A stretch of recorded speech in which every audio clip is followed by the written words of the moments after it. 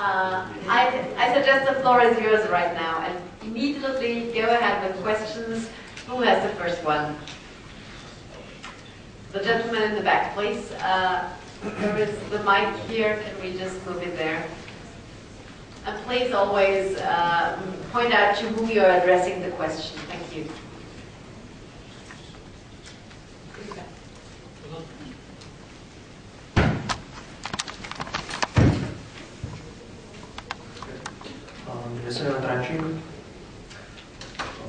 Ja by som sa rád spýtal, môžem to nejak presne adresovať, možno pána Gondu. Okrem tých spomínaných alternatív k euru, ako spraviť niečo ako s menami a podobne, čo teda príde dosť nepravdepodobné. Je tu ešte nejaká možnosť sa vrátiť k tomu stavu pred menovou úniou, kedy každý štát mal vlastne svoju menu. Tak chcel som spýtať, či je to lepšie riešenie, ako mať centrálnu menovú úniu, lebo osobne mne prišli dosť presvedčivé argumenty profesora De Sotu, ktorý teda tvrdil, že euro je to najlepšie, čo napríklad Španielsko, čo sa Španielsku mohlo stať, pretože v porovnaní, ako Španielsko riešilo tieto krízy predtým, oni mohli problémy s dlhmi teda prebehu 10 ročí non-stop, tak bolo také, že španielská centrálna banka jednoducho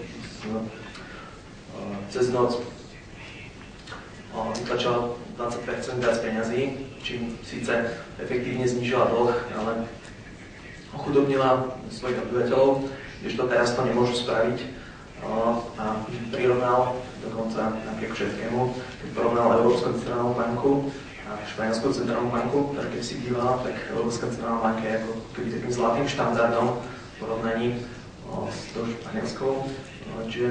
Či si myslíte, že keď sa bavíme o papierových peniazoch, či je lepšie mať Európsku menovú úniu, alebo každý štát má mať vlastnú? Ďakujem.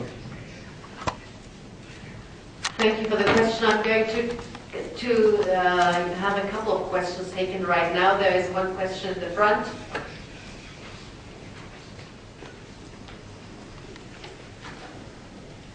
Ja mám otázku hlavne na Juraja Karpiša, ale v podstate môžu sa vyjadriť všetci panelisti. Juraj, spomínal si, že v prípade, ak by došlo k rozpadu eurozóny, že by to znamenalo aj rozpad Európskej únie. Mňa by zaujímalo, prečo si to myslíš. Ja som tento argument počul od zástancov prehlbovania európskej integrácie, ktorí v podstate to používajú ako na strašenie, že nemôžeme dopustiť rozpad eurozóny, lebo to by viedlo k rozpadu Európskej únie a to nikto z nás nechce. Čiže zaujímavé ma, prečo si to myslíš, že rozpad eura môže viesť k rozpadu Európskej únie, ak tiež vezmeme v úvahu to, že ani v súčasnosti nie všetky členské krajiny Európskej únie sú členmi eurozóny. Samozrejme aj ostatní panelisti, ak sa vyjadria, budem rád. Thank you very much. One more question right now for the first round. No questions? Okay, thank you. Peter, could you start with your... Možno by som sa vyjadril v tej otázke pána vzadu. A teda porovnávame riadenie dnešných symbolických peňazí papierových Európskou centrálnou bankou alebo národnou a národných centrálnych bank, tak z pohľadu ekonomického mne to vychádza viac prospech akú takú čiastočnú konkurenciu menových politik centrálnych bank, pretože ľudia majú možnosť si vybrať aj medzi nimi a skôr teda vyjadriť svoju dôveru týmto menám, ako keď je to len jeden priestor s jednou centrálnou bankou, kde nemajú túto možnosť. Toto je prístup konkurencie, samozrejme to je konkurencia obmedzená, lebo sa pohybujeme na báze obmedzenej, čiže symbolické peniaze a tak ďalej, nekryté komoditou, áno. A napriek tomu si myslím, že skôr to vytvára predpoklady pre nižšie náklady pre ľudí a možnosti vybrať si lepšiu menu, ako keď nemajú tú možnosť. Lebo čím je niečo centralizovanejšie, tým je menšia možnosť od toho uniknúť, tým je menšia možnosť to kontrolovať, tým sú väčšie rizika koncentrácie moci. To sú výhrady, samozrejme, ktoré sa môžu prejaviť, ale ak sa prejavia, o to sú nebezpečnejšie. To sú také, by som povedal, výhrady aj ekonomické, aj filozofické.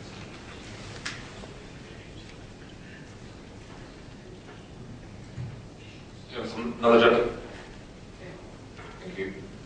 začiatok by som povedal možno, že ja súhlasím s pánom profesorom Desotom, že naozaj je to možno to najlepšie, čo sa Španielsku mohlo stať, ale neviem, či je to najlepšie, čo sa mohlo stať Nemecku. Ono je to transferová únia, to znamená, že naozaj niekto získava a podľa mňa grécka životná úroveň by posledné 10 ročie bola úplne iná, keby neboli v eure, a však to neznamená, že to je dobré. Ak dobré je to možno pre Grécko, horšie je to pre tie krajiny, ktoré to platia. Prečo si myslím, že zánik eura by viedol k rozpadu Európskej únie? Ono nie je to nejaký ekonomický zákon, je to špekulácia samozrejme, to je otázka názoru. Avšak myslím si, že v súčasnosti to euro prevezuje krajiny Európskej únie do takej miery, že ak by naozaj došlo k nejakému rozpadu tohto menového systému, tak si neviem predstaviť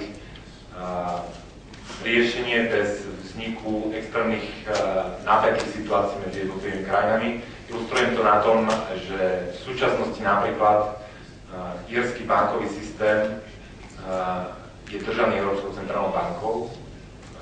Írsky bankový systém čerpá niekoľko desiatok miliárd úverov od Európskej centrálnej banky. Ak by došlo k zániku eura, tak táto podpora zanikne. A následná situácia v Írsku a následne potom v tých krajinách, ktorým Írsko dlží, je podľa mňa potom taká komplikovaná, že neviem si predstaviť to vyrovnávanie tých jednotlivých záväzkov medzi tými krajinami, bez toho, aby to poškodilo tie vzťahy medzi tými krajinami. Do takej miery, že tá myšlienka integrácie a spoločného trhu a obmedzovania protekcionizmu v Európe by nebola vážne poškodená. Samozrejme, že si nemyslím, že slobodný trh v Európe, nehovorím o Európskej únii, ale v Európe, je podmienený jednotnou menou. Nie je. Ako naozaj jednotlivé krajiny sa vždy môžu slobodne rozhodnúť, že proste neuvalia tie opatrenia proti slobodnému trhu. Avšak v súčasnosti, bohužiaľ, sa to spája. A naozaj, už sa to tu spomínalo, euro, podľa môjho názoru, je jedným z nástrojov európskej integrácie. Že euro predbehlo tie konvergenčné snahy, ekonomickú konvergenciu jednotlivých krajín Európskej únie a použilo sa ako nástroj na to, aby sa ľahšie potom pristupovalo k tej fiškálnej centralizácii a k ostatným opatreniam vedúcim k tomu jednotnému európskemu štátu.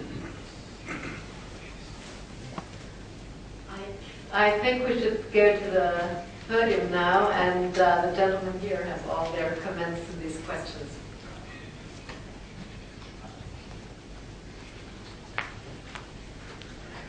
Well, just to mention, what for me is important, I think it's a mere wish to think that if the euro breaks down, then the European Union would break down. Because don't forget, the European Union is, as I mentioned, you're lobbying the world in a global competition. So if it's really great and a good opportunity to not have your lobby anymore, it's another question.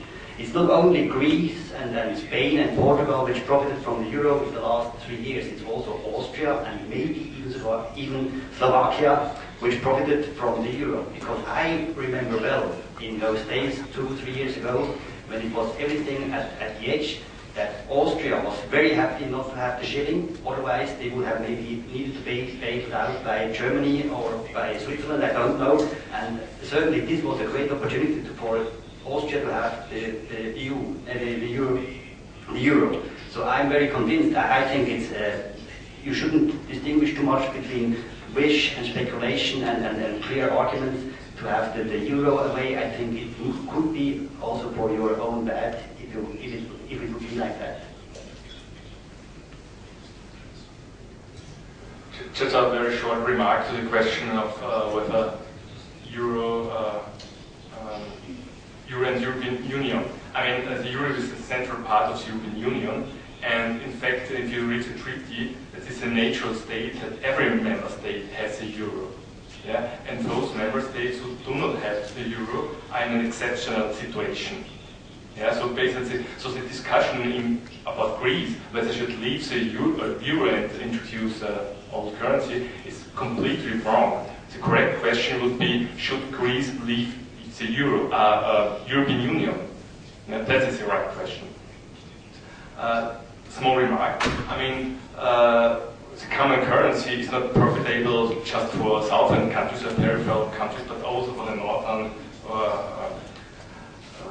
currencies, DMAT bloc as well. Simply, one group of countries has a relative advantage with respect to the real interest rate, and the other group of countries has a relative comparative advantage with respect to the old situation of a lot of currencies with the real exchange rate. So actually each country has some gain from the common currency. But I do not want to go more in detail on the advantage of having a common currency. Thank you. Professor Weber, I think you wanted to mention something on this. Let me first start with a general information. I'm amazed by one fact, and that is that the two Slovak speakers on this podium have been much more committed and radical in their defense of economic freedom than the speakers from the Alpine countries, if I would like to put it together. And I think this is a compliment for the success of economic education in your country. I don't know which institute here deserves the praise, but someone must deserve it. So this is my first observation.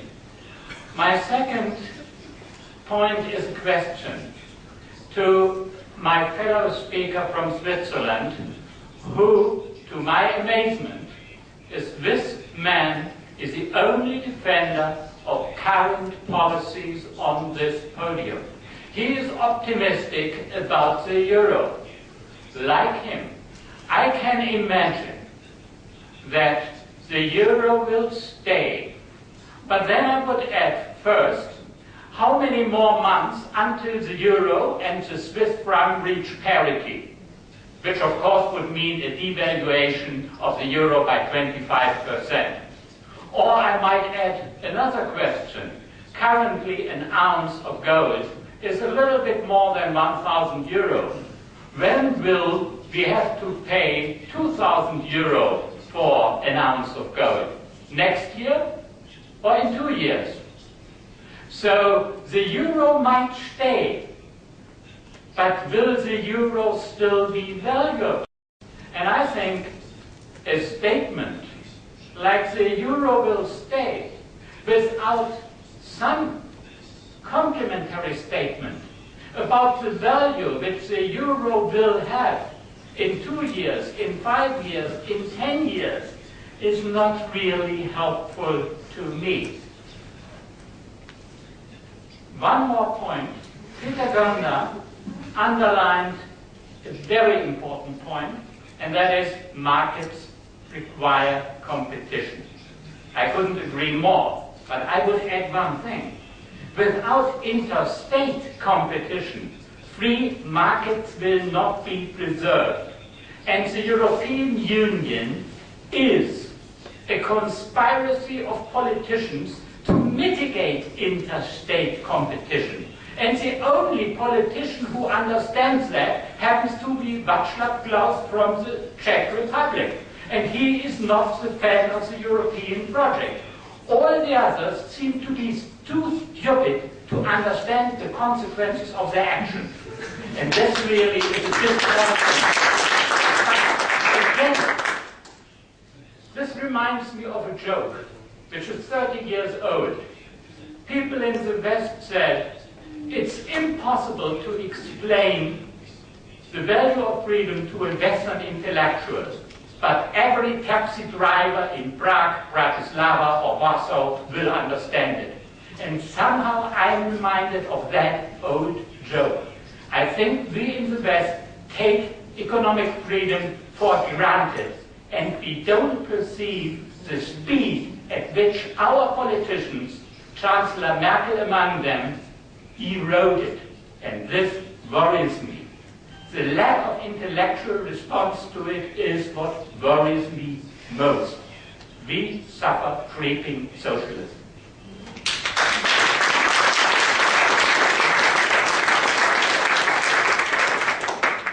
This could nearly be closing remarks, but I don't want to let it stand like that. Although I wish we could, but as a matter of fairness, Patrick. So, dear Professor, I have to shorten a little bit my speech, and I'm absolutely convinced and with you that, of course, the European Union lacks a lot of political culture, which we Swiss have, of course. This is a point. It's also a good reason I wanted to mention that, or I would have mentioned that in my speech before. Yeah, no. Just to make it clear that this is also a reason why it would be very difficult for Switzerland to enter the European Union, because there is a different political culture where Swiss do argue and do discuss things properly and more directly, this all, and this would be difficult.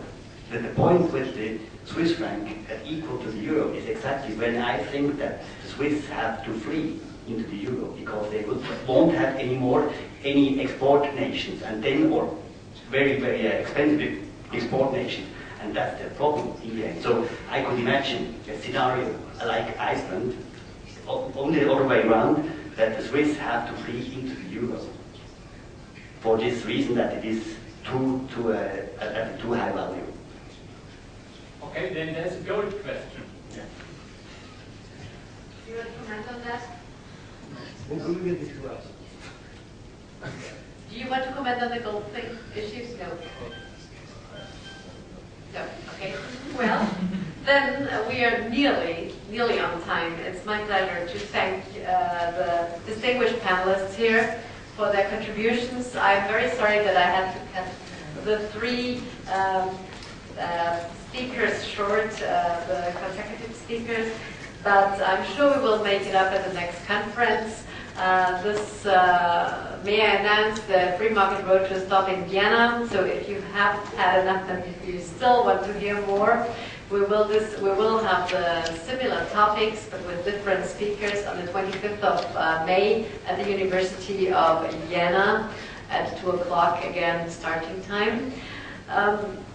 Again, I want to thank all the partners here who so professionally contributed to this event that it became a big success, and my special thanks go to Peter, who has been working very hard on organizing this event together with his partners and the other institutes and think tanks here in Bratislava. Please do keep up the great work. As Professor Wede pointed out, competition not only among nations but also among think tanks in Europe is very important. And when we started with this Free Market Roadshow 4 years ago, we only had 4 cities in the first round, 5 cities. Now we have 14 cities in the first hub, and we will continue in September with the Western hub. So it's expanding, and due to competition and markets, I think it will grow and we will spread the word. And thank you for your patience, for your questions, for joining us. And let me just remind you once more on the book list. You have heard many quotes today of important authors. I don't need to repeat it all, but whether it's Tocqueville, whether it's Hayek, whether it's Mises, whether it's Kirsner, whether it's Locke, it's Degessé, it's Oakeshott, everybody, all these people who have been quoted are on this list. And Liberty Fund has given us, I think, or everybody, a good opportunity to use and save lots of money and order the books. Just a reminder. So thank you once again. Thanks for joining. Have a pleasant evening. Thank you.